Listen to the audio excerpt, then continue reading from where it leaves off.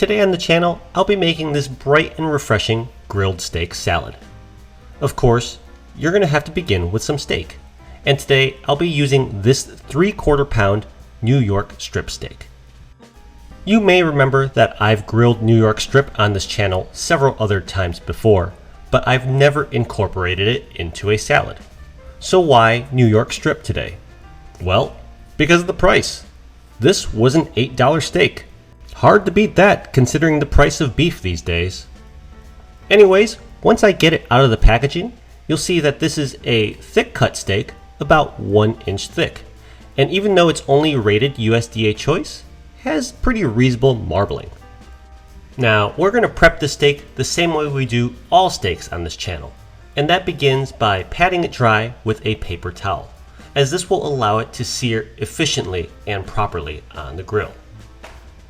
Once this very important step is completed, it's time to oil and season the steak.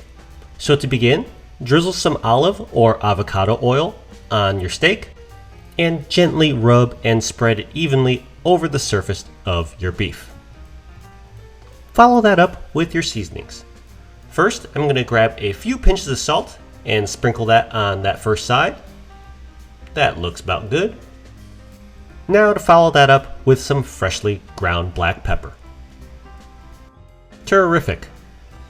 Now, if I had a prime cut, I might just stop there, but today I'm going to use a little bit of garlic powder as well, about a teaspoon worth, and then rub this salt, pepper, and garlic evenly over the first side of my beef. I'm going to rub a little bit of the excess onto the sides as well, as this is a little bit of a thicker cut. Once completed, I'll turn the steak over and repeat the oiling and seasoning on that second side. And now, we are ready for the grill. Today, I'll be grilling my steak on my Weber Q1200. It has been preheating on high for the past 10 to 15 minutes. And when ready, go ahead and lay your steak directly across the grill grates. Press down to make sure it's in good contact with the grates. Shut the lid and let this cook. After 2 minutes, as an optional step, you can open the lid and turn your steak 90 degrees. The reason we do this is this will create some nice steakhouse style crosshatch sear marks. Shut the lid and continue cooking. Once you've hit the 4-minute mark, we are going to give our steak a flip. And as I flip the steak over, you'll see exactly what I'm talking about. Those great steakhouse style crosshatch sear marks. Again, completely unnecessary, but looks pretty darn cool. Jumping ahead to the 8-minute mark, at this point I like to temperature check my steak because I really don't want to overcook these guys. And for medium rare, you usually want to look for a temperature of about 120 degrees Fahrenheit. We're just about right on the money today, so let's go pull the steak on off the grill. We can't cut into it right away, so let's just set that aside, and while we let it rest, let's make our dressing. Our dressing today will be balsamic vinegar based, so grab some balsamic vinegar and pour about 2 tablespoons into a small bowl. Follow that up with some garlic powder. I'm going to add about 1 teaspoon. I don't really measure it, I just pour it in there. And finally, we're going to add about 4 to 6 tablespoons of olive oil. It ends up being about 2 to 3 parts oil to 1 part vinegar. And that's it. Grab a fork and whisk it all together. Homemade dressings don't get any easier or simpler than that. Am I right?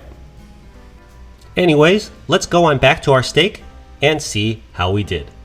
Just remember, you always have to let steak rest for about 10 minutes after it comes off the grill to allow the juices to run back through and out.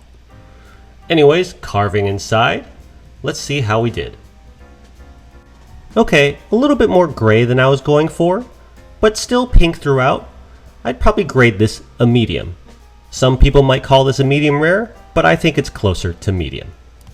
I'm not too worried. I'm sure this will be delicious because New York strip is a pretty forgiving cut with the fat content. Continue slicing it up into strips, and then we could add this into our salad. And speaking of which, let's assemble. So begin with a bed of greens in a shallow dish. I'm using a store-bought spring mix. Next, we're going to add in a couple of slices of that steak. I like to add it cut side up for color and presentation. Beautiful, right? Next come all your optional toppings. I'm going to start with some diced red onion, as it's both sharp yet beautiful. Next up, some halved cherry tomatoes. This really brightens up the dish, both in taste and in color. Now for the millennial in me, about half of one avocado, and as we get near to the end here, some crumbled feta cheese. Finally, to finish this dish off, mix and spoon on some of that balsamic vinegar dressing that we whipped up earlier. But if you feel like you need one more finishing touch, some more ground black pepper to taste. And that's it. That is how you can make a terrific grilled steak summer salad. It's a bright and refreshing dish for any day of the week. I do hope you give this method and this recipe a try, and if you do, let me know how it turns out for you. Thank you very much as always for watching. Don't forget to like and subscribe to the channel, and I will see you all again next time. Bye!